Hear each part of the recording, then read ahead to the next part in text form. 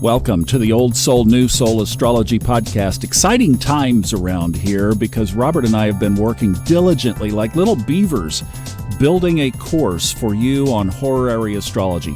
You know, it was through Horary that I first started studying in classes with Robert. I found him through Solar Arcs, but then some Horary classes came up and I was like, oh man, I am all over this. And that was where my greatest learning, I think, was with Robert, was through Horary, because you blend so much just of the pure study of astrology in with this technique where you can look at a chart and answer a question. Well, I thought before we release the course here in hopefully a couple of days that Robert would go through an example of this so you could see exactly how it plays out. And this is such a classic question that not only involves horary astrology, but is going to take a very interesting twist, as you shall hear. Robert, guide us through this. Well, this is truly, Thomas, one of the strangest experiences I have ever had as a teacher, really, and it was in one of these horary workshops. I thought you were in this one, but I understand you weren't. I think you joined the horary after this one, but this was a workshop that I did for Kepler College. Now, I presented this horary course that you and I are about to release, 3 or 4 times to different organizations in Australia, Canada, and so on. But of course, I've expanded and hopefully refined it a little bit for what you and I are doing, which has been very exciting, but it brought all this back to me. We were in a practicum of 15, 20 students, really good astrologers, and everyone was encouraged to bring their own horary classes to the workshops. Now, for those of you who don't know what horary astrology is, it simply is the astrology, a horoscope for the moment that a question is asked and the moment that it's understood by an astrologer. So it's like the birth of a question, the natal chart for a question in that sense. So that's what they were doing, is bringing these questions. And this woman, she lived in Hamburg, Germany, and she brought the group a very simple horary question about traveling to Lisbon. She wanted to know if a trip that she had planned to Lisbon would come off all right, because the COVID restrictions were in place. This was back in 2021. So COVID restrictions on travel and vaccines and all of that, she was afraid. That's what she wanted to know, is, am I going to be able to make the trip? And then the second question was, would it be a worthwhile trip? I guess meaning a good trip. So the group of really good astrologers started reading her horary chart for this trip, which, by the way, for those of you listening, there's a downloadable copy of it, so you can follow along with this and see the astrology of it if you want to. That's in the show notes. Just want to clarify that. Thanks. Right at the top of the show notes, you can download the chart that we're going to be referencing. So that they're reading horary and looking at it for the trip, and is it going to be successful and everything. And during that little process, this woman happened to mention that she had visited Lisbon years ago, and she had longed to return there ever since and stay a little while and explore it more.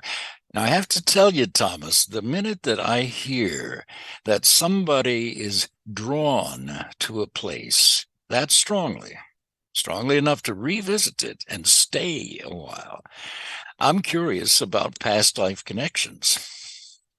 All right, the students read it very correctly. It said, yes, making the trip to London is very favorable.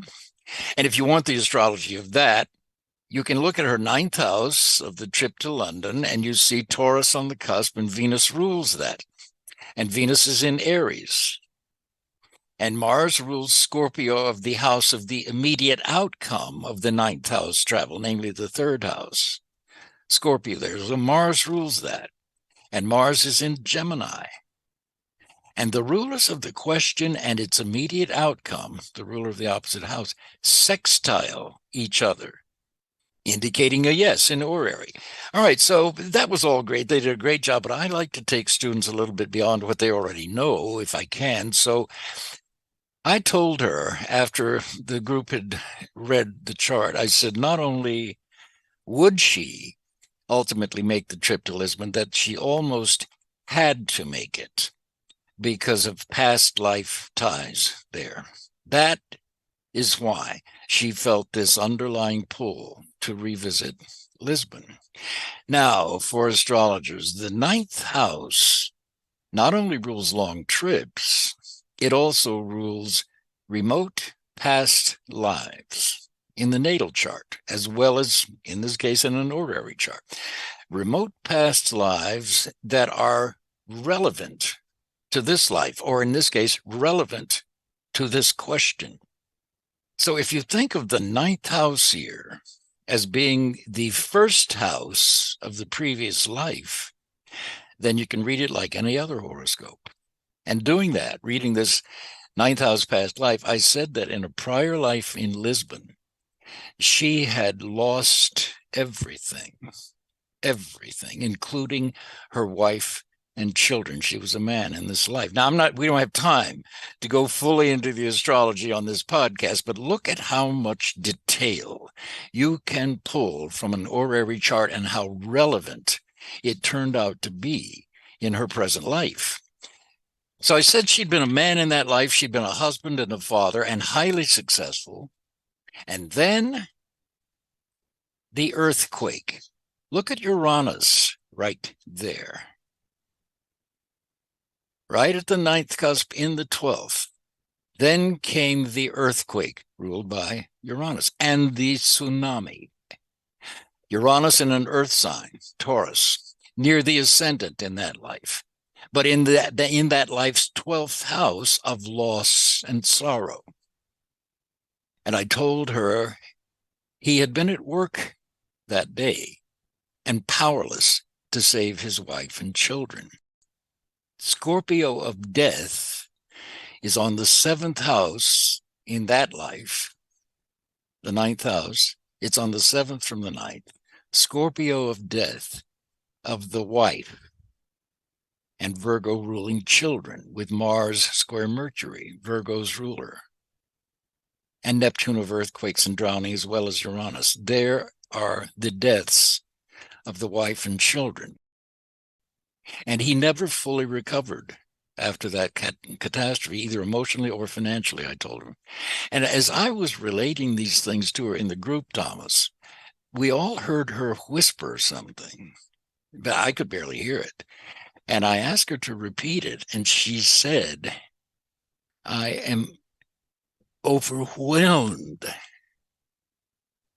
And then she shared something that I didn't know and nobody else in this group knew, but she knew.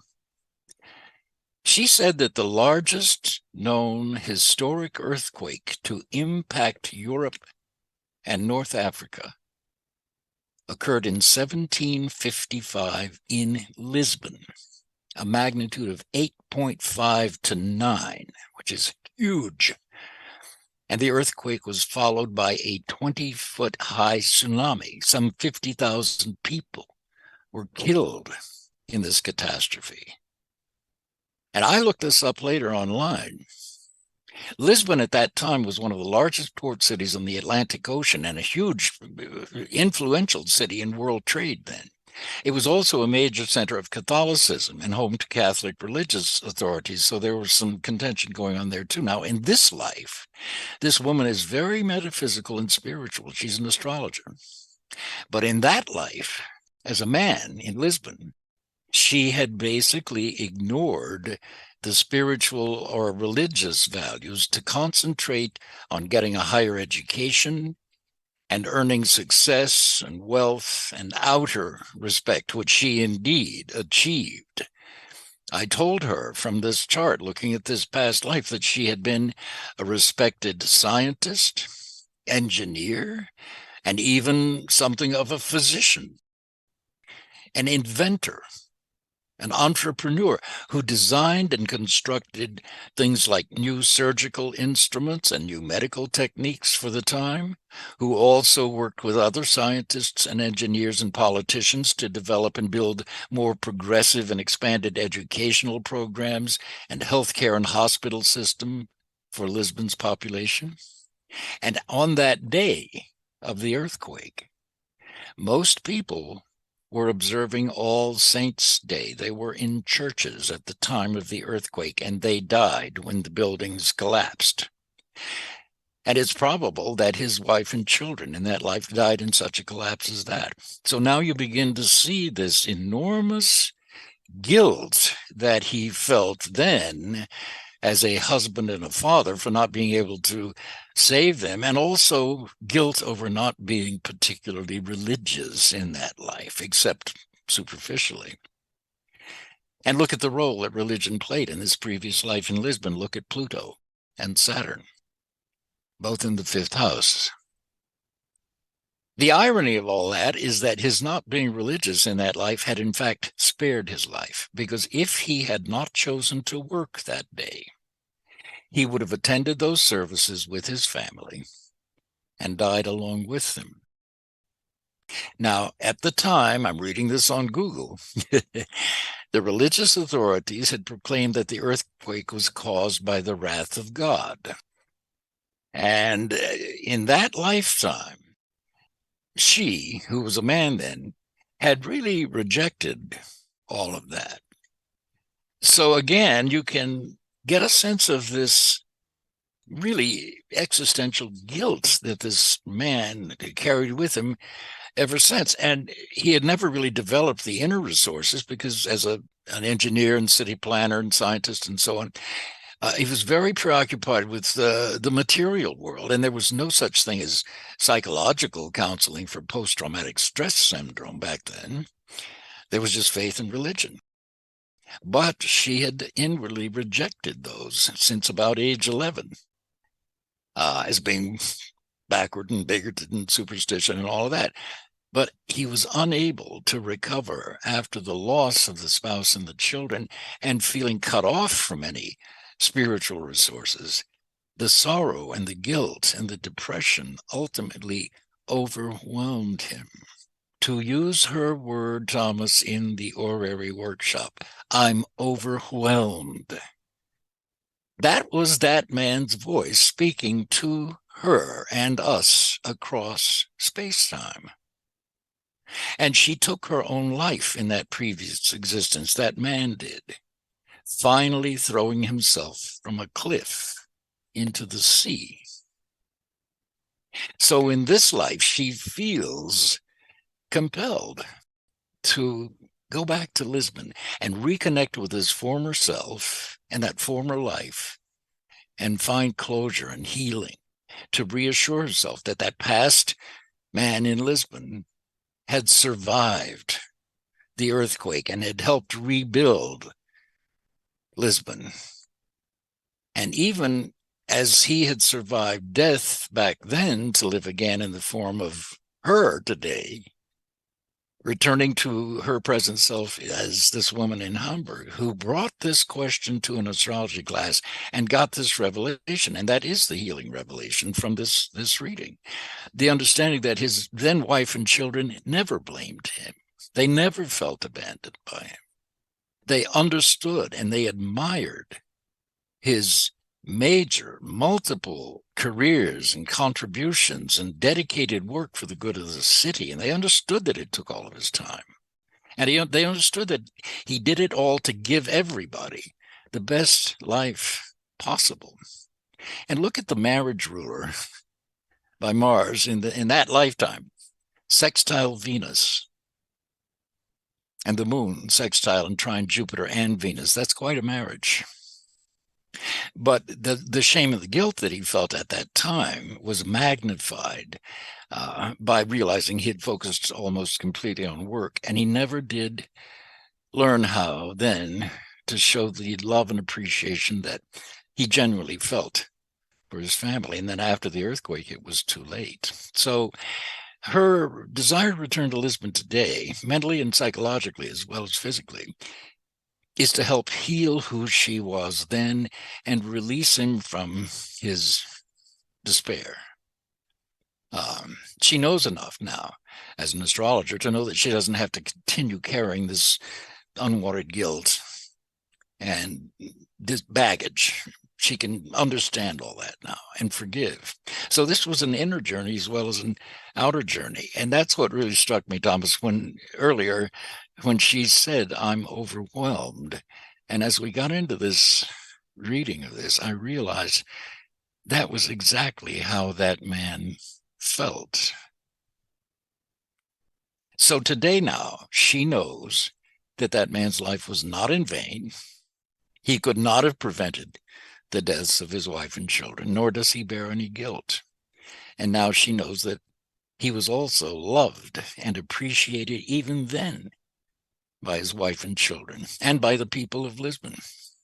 Also, I don't think I mentioned this in the workshop at the time, Thomas, but it later occurred to me that past life in Lisbon featured a deadly collective disaster, a catastrophe that killed many, many people and took everything this man had.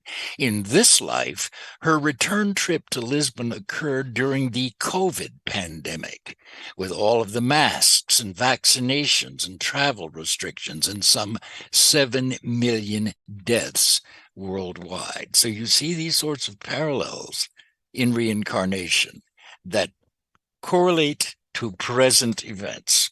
And that's the story of one of the strangest practicums in Horary I have ever had. And then the strangest student you ever had came in after that. No, I think one of the best I ever had. All right. Well, I'll tell you, there are some crumbs that obviously we have left from this episode. Things like, well, let me just ask you this one, Robert. Why did you say that this was a man, not a female? Because I'm thinking Taurus, which is the ascendant of his chart in the previous life, is a female sign. It is, isn't it? And this is a great question. You're looking at the ninth house as the descriptor of this man in the past life. Taurus is a female sign. Then you look to the ruler of Taurus. It's a female planet, Venus, in a male sign, Aries, conjunct Sun, a male planet, in a male sign, Aries. So you've got 1, 2, 3 indicators of a male to 2 for a female. So it's a male. Wow. That's how you do that. All right, here's the deal.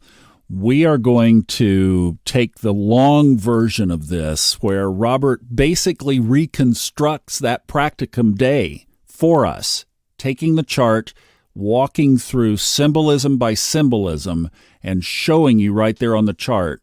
We'll put that as a bonus episode in the course, all right? So if you want to see how he came up with, how did he know it was All Saints' Day? He didn't just, I think, pull that out of a hat. How did he know this guy was a respected scientist and engineer? What about the guilt? How did he know he took his own life by the means of jumping off a cliff? We'll talk about all of that in the course. All right, here is our plan. We anticipate to release this on April 20th, I'm thinking at midnight, and we will let you know in a podcast that will be released at that same time, and we'll tell you exactly how to buy the course. The links and everything will be live. You'll be able to just click in the notes and go straight to it and participate in this tremendous knowledge of astrology. Wow, it's been a long journey, but we are sure excited. Thank you so much for listening. We'll see you back hopefully in a couple of days with the launch of the course.